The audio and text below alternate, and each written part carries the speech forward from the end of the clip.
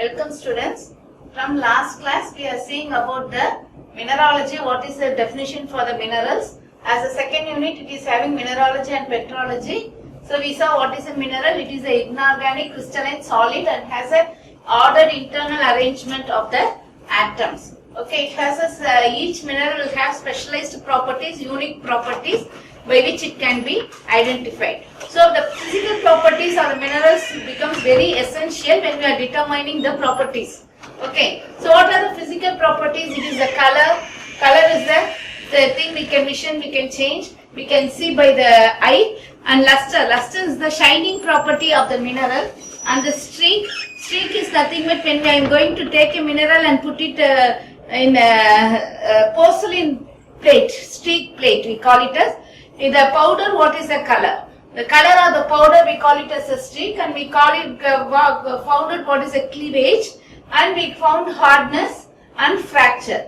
So these are the things as the last class we saw. In the continuation we will see about the tenacity. What is tenacity means? The reaction of the minerals to stress such as crushing, bending, breaking or tearing. So that is the crushing strength, brittleness, malleability, ductility, all these things comes into the part. Each mineral will have a different type of stress to be taken. Each mineral will have a different this type of crushing value, bending value, breaking value, and it will have a tearing value. Some minerals are very soft, right? Some minerals are very hard. Okay, so we'll see. So the first thing we'll see is the brittle. What is brittle? It can easily break. You can see the glass, right? Most of the ceramics and glasses come into this brittleness. For example, if I am going to take a glass, if I am going to break it, it will easily break. But if I am taking a wood, it won't be easily break. So already that is what it is between the brittleness and hardness. But when I go for a hardness, the glass will be more hard, but we can easily scratch on the surface of the wood. Right? The wood will be less hardness. So the brittleness is different, hardness is different. It doesn't mean that the particle which will have so much of strength will have so much of hardness, right? So this glass and ceramics, and also many steels are brittle in low temperature, and if it is heated to a very high temperature and it forms a full mineral, then it will be strong. So the main example for the brittle material, it is the quartz, which is having 98 to 100% of SiO2. The next one, it is malleable. Malleable is nothing but the property of the material to deform into a plate, right? Sheet materials. We call it as a malleable. So this malleable may be done with the help of hammering or giving a compressive stress in the machines, right? So how much it is holding that? For example, it is the silver. We can know the silver plates, silver vessels, silver things that can be easily it can be compressed and made into a plate. The third one, it is flexible and elastic. Almost the minerals are not so much of flexible and elastic. It is a full crystalline structure. Only few minerals having this properties. Very few minerals, right? So actually, what is the flexibility and elastic is that the property of the materials to come back to its original position. Actually, the example is crystalline serpentine, and mostly it is used for this smart materials, right? For the temperature change and other things. When the temperature increases, its position changes and comes back to its original position. Okay, the next one, it is ductile. Where malleable is that due to compressive stress and everything, we can make it as a thin plate. Ductile is a property by which we can draw to thin wire. Okay, so for example, it is gold. Okay, gold can be used as a ductile material where it can be drawn to thin wire and used for ornamental even. And sectile. Sectile means it is by which it can be easily cut into pieces. With the help of a knife, how far the minerals can be cut into pieces. Some minerals are very soft in nature, like that of a gypsum. So it can be easily cut into pieces. That we call it as a sectile. It is very soft, but not all the materials. If you are taking quartz, diamond, it is very hard. Only diamonds cut diamonds. Again and again telling because it is the hardest mineral. Okay. So the example is gypsum. had this tenacity we have seen, and the next one we saw is the form or habit. So what is a form? Means a particular formation, or we call it as a particular habit of the mineral. That is the usual of the mineral. That is the external, visible, external shape. So I told you minerals have a habit of, when we are breaking also, it will have this almost 90% of the mineral will have the original shape. In mineralogy, shape and size give rise to descriptive terms applied to the typical appearance or habit of crystals. For example, we will see that aggregation of crystals or aggregates. This is fibers or massive. It will be some is there like that. And second one, it is a crystal appearance. It will be laminar, that is like that of a mica, or it will be foliated, that of a feldspar, right? And bladed, acicular and tabular form. These are the different forms we can see in the mineral. Okay. So first I will see some three types. Acicular is that the needle like a slender or tapered. We call it as a acicular. It is a rutile and natronite as the thing. You can see this. Okay, it has so much of this one needle-like structures in it, right? You can see the needle-like structures that we call it as. It is a rutile one. It is the colors may change. Crystal. I told you na minerals. It has different colors. And the next one, botryoidal or globular. It is a grape-like structures and hemispherical masses, and it is because of the drying of the minerals, solidifying on the minerals, it will form, and it will be mostly of a rounded masses assembling bunch of grades. Hematite and malachite is that. This is second one, right? This is second, this is first, and the third one, it is a fibrous. You can see it is having so much of fibrous into it. Asbestos sheet, you can see it is mostly it is made up of fibrous. It is a mineral. So this is the third one. Okay. So we have seen acicular, globular and fibrous. The fourth one, it is the foliated. Foliated means it is like this. We are foliating one after another, one layer after another layer. It is a layered surface. So it is muscovite or biotite comes under this. You can see it is layered by layer, right? This is the fourth one. And the next one, it is a tabular form. That is the broad flat surface, tables like that of a tabular form. It is there. It is feldspar. You can see it is a feldspar which is having a very specific surface, right? And it is the bladed. Bladed is that slender and flattened surface, right? So it is big like this. Bladed means it will be cut like that, but it will have a very slender, soft surface. For example, it is the kyanite. It is there. So it is the fifth one. It is the sixth one. Okay. So we have seen what and all. Acicular, globular, fibrous and foliated, tabular and bladed. Okay. So what is the form is nothing but the physical appearance of the mineral. It is also called as the structure of the mineral. So all the minerals doesn't need to have a same structure. It differs. If you see here it is mica, it is different. This it will be different. Okay. So in tabular form, I told you na 6 forms.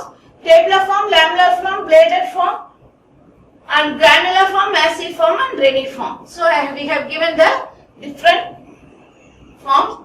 And the next one, it is a specific gravity. What is specific gravity? Ratio of the density of a substance to the density of a reference substance. Mostly you will take it as a water because water is of the known density. So what we are going to find out now, we are going to find the specific gravity. So here you can see, I am going to take a mineral, I am going to weigh it, then I am going to dip it in a water and I will find out how much water is getting displaced, that I will take. Okay. So actually usually what happens now, the density of the minerals, if it is less than, specific gravity is less than 2.5, then we will call it as a low density. That is, density of the mineral is low. If it is 2.5 to 3.5, we tell it as medium density. It is more than 3.5, we call it as the high density. Okay, for example, if I am going to take the mass of the mineral is 150 grams and the water, it is 60 milliliters of water is replaced. Okay, so what is specific gravity? Mass of the mineral divided by the mass of the equal volume of the known mineral. 60 milliliters of water will be equal because 1 ml of water has a 1 gram. So the mass of displaced water will be also of 60 grams. So mass of the mineral is 150 gram. Mass volume displaced by water will be 60 ml, which will be equivalent to 60 grams, right? 60 grams. So 150 gram divided by 60, you get a 2.5 specific gravity. If it is 2.5, it is medium density mineral. Okay. So the next one, it is actually this is what the answer tells you how many times heavier the mineral is. This is why we are finding out this property, mineral is then water. Okay. It is 2.5 as heavy as water and the specific gravity is greater than 1, so it is a medium mineral. The next one, it is a degree of transparency. As we saw in the feldspar, right, it can be easily transferred from, we can see the other part, glass. Glass is a mineral which we can see from one part to the other part. Okay, so it is a mineral where the light is passed through it. So it is a transparent, translucent and opaque medium. Okay, so there are commonly when I come to is, there are two types of minerals. One is the common rock forming minerals formed from the igneous rocks, sedimentary rocks and metamorphic rocks, and it is formed from the economic minerals or the ore forming minerals. It is a ore forming minerals. I have given you some examples: feldspar, quartz, mica, kyanite, etc. Hematite, galena, tremite, magnesite, etc. Okay. So what is the advantages of studying the minerals by the physical properties? This is the study of minerals in field itself and does not require any equipment, no need of chemicals, no loss of wastage of material minerals, quickest method, cheapest, simplest and least ridiculous. So that it is where the physical property studying and giving the advantage of these are the physical properties of the mineral, we can easily do it in the field itself. It will be so much of advantage to us. And the next one, the first one I told you it is a physical property, the next one it is a chemical composition. So coming to the chemical composition, what is it now? Every mineral will have its own chemical composition. For example, if I am going to take quartz, right? If I am going to take quartz, okay, quartz is having 98 to 100% of silica, SiO2, okay. It is having SiO2 at least 98 to 100%. So that each mineral, hematite will have more amount of iron, right? That each mineral will have its own constituents. So based on the minerals, we can say that what is the constituent of the chemical composition of the mineral. The next one, it is the third one. This is the second one. So this is the third one. It is a study of optical properties are done by either optical microscope or the visualization.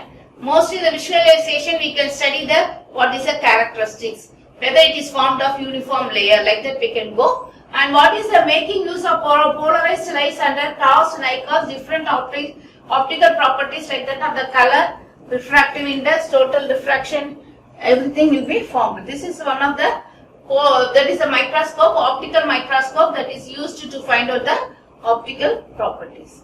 The next one, it is the X-ray analysis, or we call it as the XRD, diffraction analysis, by which the crystals will be kept and the X-ray beam will be followed and then the photographic film will be taken.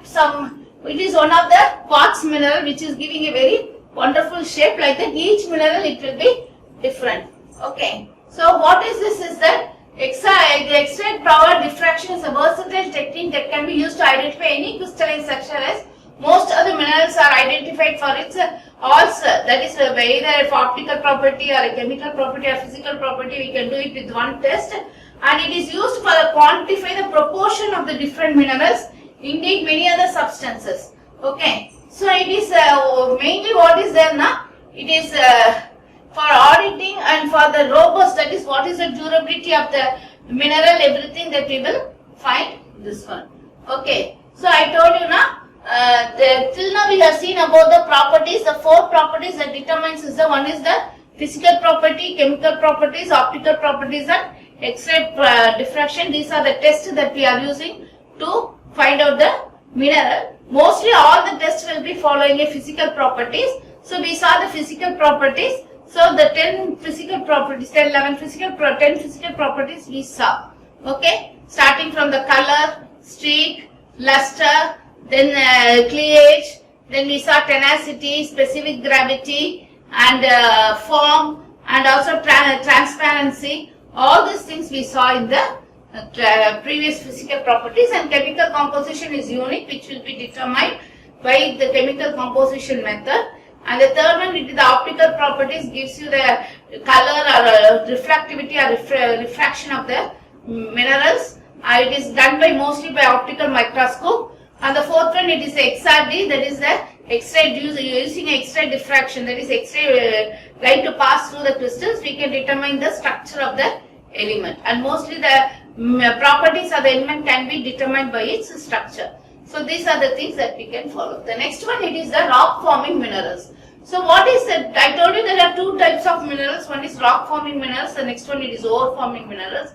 We will find in detail about this rock forming minerals. So what is the rock forming minerals? What it is comprised of, right? So mostly it is comprised of the silicon and oxygen. In the first class itself I told you, right? So the common rock forming minerals are silicates, carbonates, oxides, sulfates and sulfides. So you see silicates commonly contain silicon oxide. Quartz is a very good example. Oxides is oxygen combines with either silicate, carbonate, calcium oxide, sulfate oxide, like that it will form. So oxygen, calcium and other atoms combines together. It forms calcium carbonate or calcium chloride, right? The calcium carbonate or oxygen, right? Calcium oxide. Sulfates containing sulfur and oxygen. Sulfides containing sulfur and other atoms, but no oxygen will be there. Here sulfate we have no oxygen, and phosphate also will have. It will have some small atomic structure of some few minerals it will have. So these are the things. So first we will go in for the silicate. In this class we will see in detail about the silicate, because silicate is the main material that is found in the rock forming minerals in almost all the minerals. Okay, the percentage only the silicates vary. Okay, so I told you now the rock forming minerals are due to the formation of the rocks, whether it is a hard magma that comes and solidifies, or due to the metamorphism, or due to the heat and pressure that is caused due to the sedimentary rocks and metamorphism.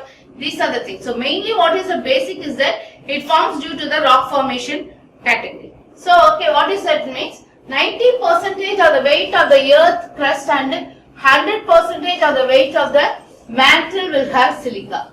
Okay, so silicates are the dominant component of the most rocks, whether igneous, sedimentary or metamorphic.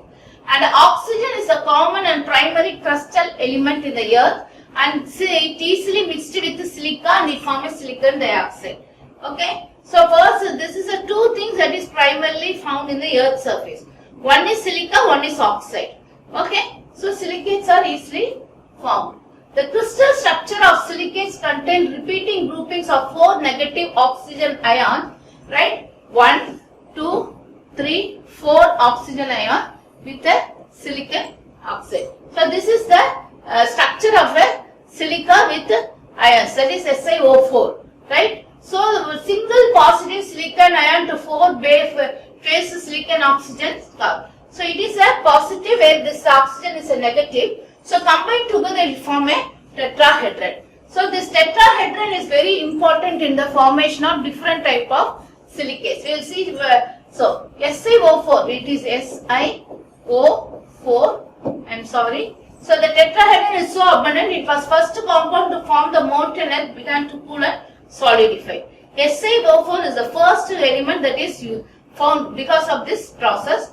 And we find out what are the different other types of silicates. So when this tetrahedron is isolated or it is mixed with another particles, form as a plate or form as a different layered everything, what happens now? It forms a chains, sheets and 3-dimensional networks with the help of the oxygen atoms. So depending on the type of the structure, this tetrahedra, the silicates are classified into nesosilicate, sorosilicate, cyclosilicate, inosilicate, phyllosilicate and tectosilicate. So this nesosilicate is only one silicate. It is island, means it is having isolated characteristic. Sorosilicate is a double island silicate, two silicates mixed together, and it is the third one, it is a ring formation. Fourth one, it is a chain formation, chain connected by one another. This is a sheet formation and it is a framework formation. We will see one by one. The first one, it is a neosilicate. As I told you, it is having only one thing, tetrahedral. It is having 4 oxygen and in between will have a silica positive. It is bonded together. Positive ions of other elements and sharing oxygen from several prominent silicates. Okay. So one of the example of this is the olivine and zircon. Olivine and zircon. The olivine is having magnesium ion and SiO4, and it is the zircon and the SiO4 one. Okay. So the next one we will see is the sorosilicate. Sorosilicate is nothing but the double island silicate. So here one atom of oxygen is formed, that is acts as a bond, tight bond between two tetrahedrals. So here 1, 2, 3, 4, 5, 6, 7. So Si is mixed with, that is 7 oxygen atom. So here there will be one bond with Si, here another bond. So Si will be 2, oxygen will be 7, Si2O7. Okay. So the heminomorphite and this is having this one, right? Si2O7. Okay. So that is one of the major things, and it is in the proportion of 2:7. Okay, because one oxygen acts as a common bonding between the thing, and it is called as a double island group. You can see it is a double island group because it forms one island, it forms another island. We call it as a double island group, and because they are linked within tetrahedral, isolated from all other tetrahedrals, and it is SIs of 2 and 7. So here you can see it is one of the heminomorphite. Okay. So the next one, it is inosilicates. Single chain silicates, we call it as a inosilicates, that is single chain. You can see each tetrahedron is forming one chain with the other things. No two chains are not there, it is the next one. So one oxygen will be having next one tetrahedron, and here one tetrahedron oxygen will be there. So 1, 2, 3, 4, 5, 6, 7, 8, like that we can 7, 8, 9, 10, 11, 12, 13. 13 will be there. Okay. So it is a Si. Each place it will be having a Si and O of 3. Because it will be common, O will be common. So Si will be mixed with 3. So it is Si3. That is SiO3. So SiO4 is the first tetrahedron. It is formed, the chain is formed with SiO3. For example, clinopyroxenes, it will have Si2O6, that is 2 formed, and this is Si2O3, it is the orthopyroxene. So here you can see it is a double chain. Okay. So the one chain here, right? This is one chain, this is another chain interconnected with the oxygen atom, we call it as a. So tremolite, that is a ferroactinide series, will have this type of series, that is crystals. And one of the example is that if it is a needle type of structure, the cyanosulfate one is the example, is the formation of asbestos. The next one, phyllosilicates, are the sheet-like silicates. So it is not a chain, but it forms so much of chain and it forms a sheet. So it is in a plane, it will be sheets, right? So the SiO2 will be in a ratio of 2:5. Example, it is micas and chlorides. You can see it is a micas and chlorides. You can see mica na. You must have, if you have seen, it will be playing now, it will be like the sheet. You will be tearing one by one that mica sheets, and it is a chlorides form this type of silicates. And the next one, it is tectosilicates. So it is a framework. It forms that is a framework means like this. Okay, it is form a framework like this. Okay, it is a 3-dimensional one. So it will be forming similarly to that one. We call it as a thing. So mostly the quartz and feldspar are coming under this category. Okay. It is a tectosilicate. The next one, it is a in this class what we have seen is that we have seen what is the properties, physical properties of the mineral, what is mineralogy, what and all we are finding out in the mineralogy, and we found out what are the different silicates that we are finding out. Okay, nesosilicates, sorosilicates, cyclosilicates, inosilicates, phyllosilicates and tectosilicates. So this nesosilicate is island silicate, double island silicate is sorosilicate, cyclosilicate is ring silicate, ironosilicate is that, and phyllosilicate and tectosilicate. Regarding the next remaining materials, we will see in the next class.